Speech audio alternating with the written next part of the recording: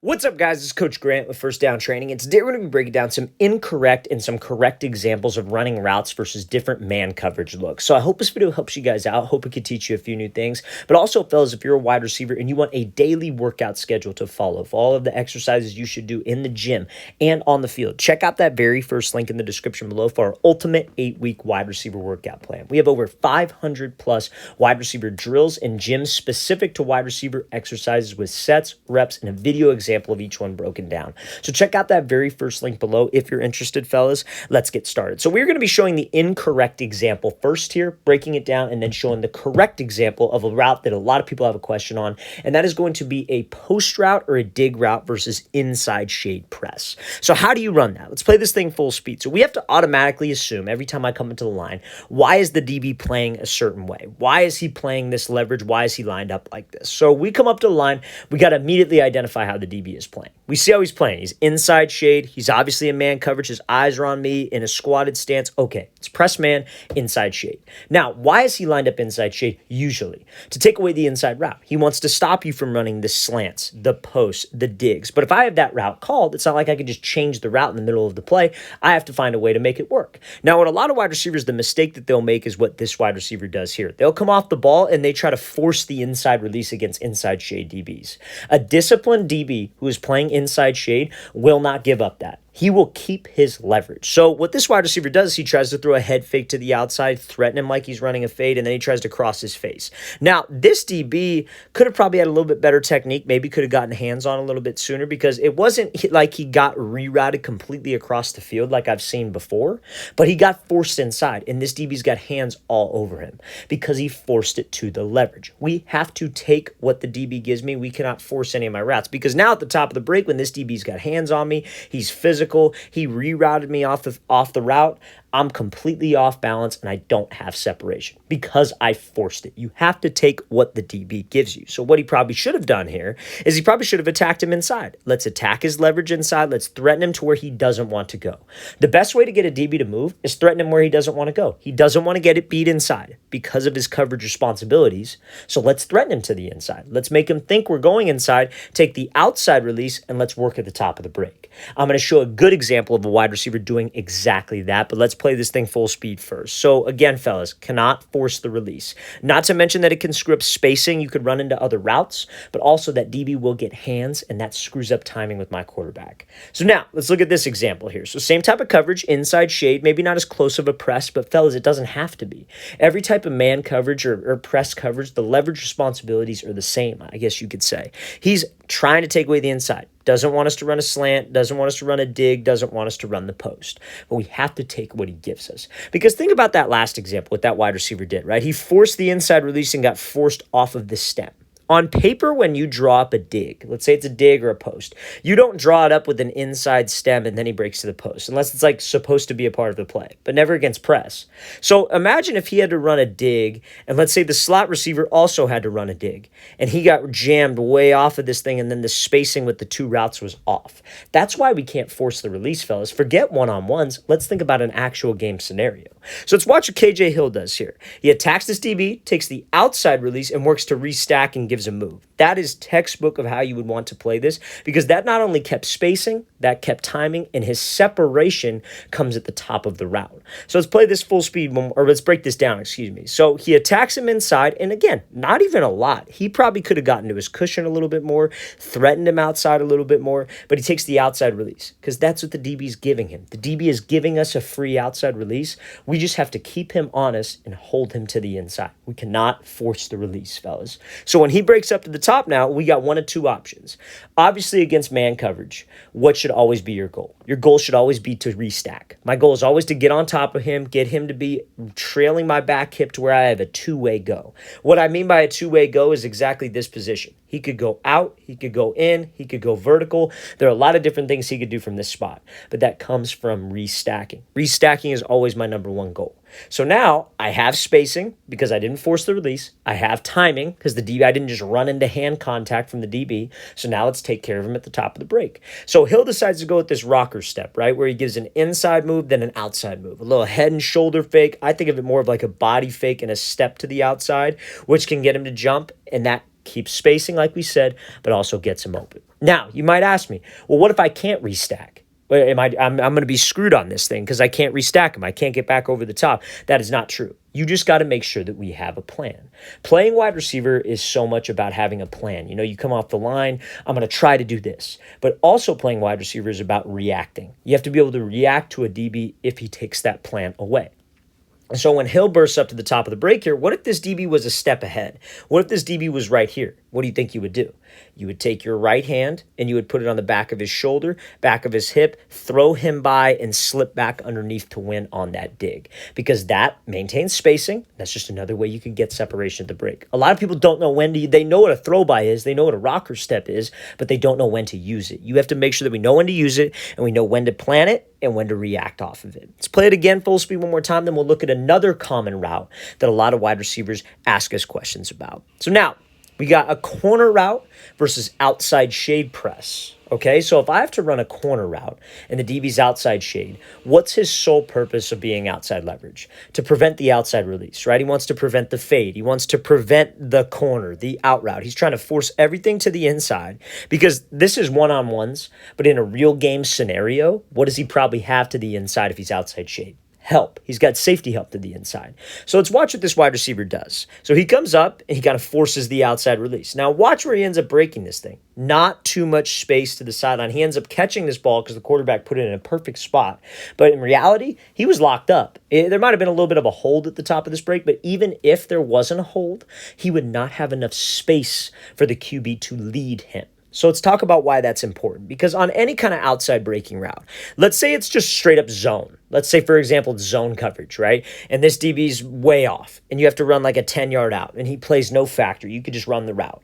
The quarterback needs space to the sideline to throw you open because he cannot throw an out route to the sideline late. Because if he throws it late, it's picked off, number one. Number two, it's probably going to be a floater because he doesn't have the arm strength to make that throw.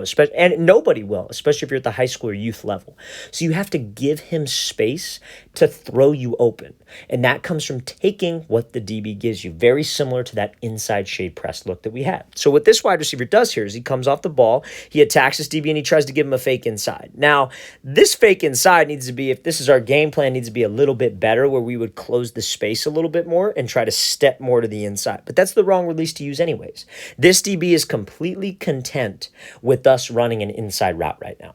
In a real game scenario, he has safety help. In one-on-ones, he's thinking, why would a wide receiver ever cut his split down this close to the hash just to run like a slant? He's not threatened by anything inside.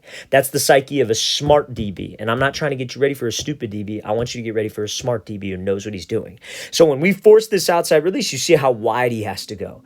That's just shortening the space that the quarterback has to throw you open, like we said. And this DB can squeeze us to the sideline, obviously holding right here. But still, even if he were to break it off and there wasn't a hold, there is not a whole lot of space to that sideline for the QB to throw you open. You have to understand how hard of a throw that is. A QB can't wait for you to break and then throw an outside breaking route. He has to anticipate this throw, and if we don't give him space to anticipate, that's on us. So let's watch what he could have done a little bit better here. Let's play at full speed, and then we'll break down a correct example of this in a live game scenario. So fellas, do not force your release to the leverage of the DB. Trust me on this, you will get rerouted, he will get hands, timing, and spacing will both be lost.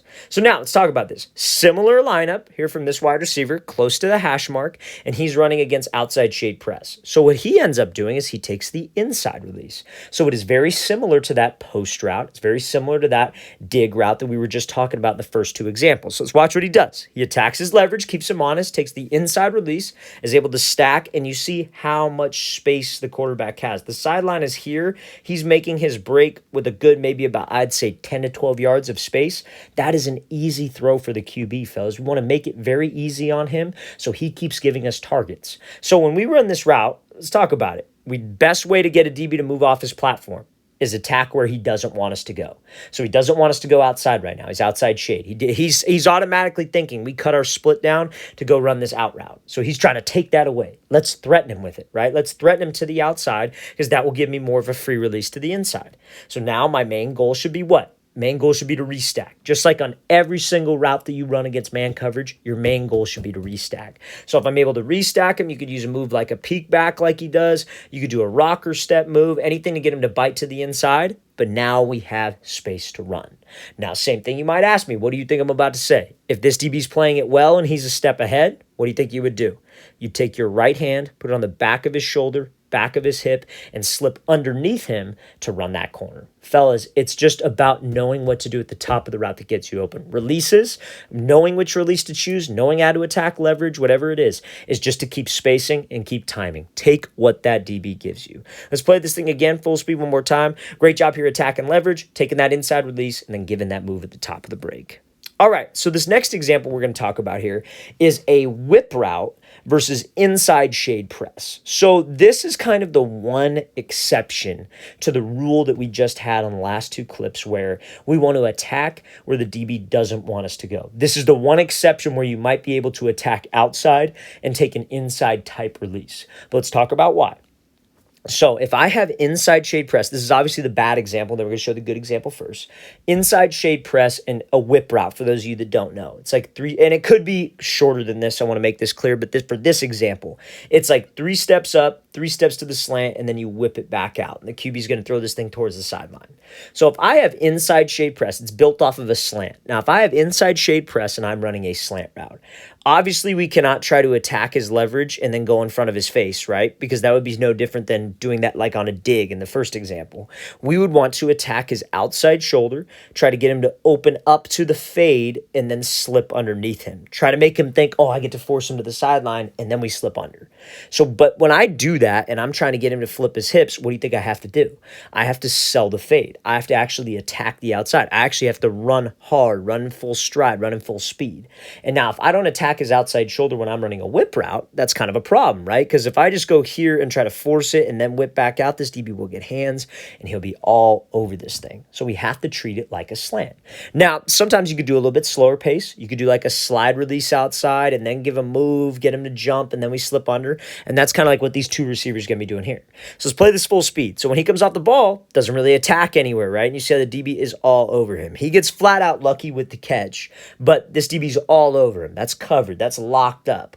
Now, when he goes here and you see he's trying to do the right thing, he's attacking the outside shoulder. I don't know why his eyes are to the inside. That doesn't really make too much sense there, but he's not moving. He's not attacking vertically. You know what I mean? To get this guy to move, you have to attack him here, not there. Because think about this. Even if he got him to bite with that move and this DB jumped to the outside, you still have to run a 45-degree angle to sell the slant. This DB could still react and meet you to that break point because we didn't attack vertically. We want to attack his outside shoulder. My goal is to get him to flip his hips, and I can't do that if I don't stretch him vertically. So let's play this again full speed, and then we'll break down a good example of this on what you should do with this slide release. He gets lucky with the break, or with the catch, I should say, but we have to attack vertical.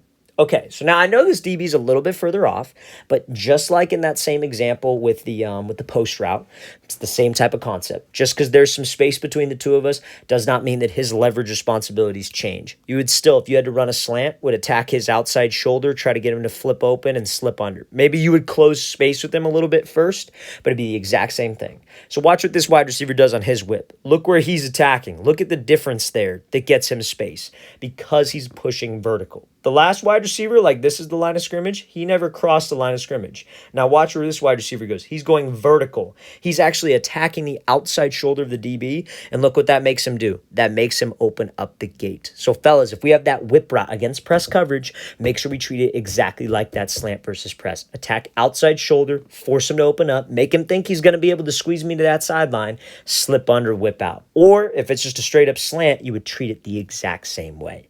Let's watch it again, fellas, full speed one more time. Great job here attacking outside shoulder, being patient, and then using that crossover move. All right, fellas, really want to thank you for watching. Really appreciate it. If you guys have any questions at all, don't hesitate. Leave those in the comment section below. It's always great to hear from you guys. I'll see you next time.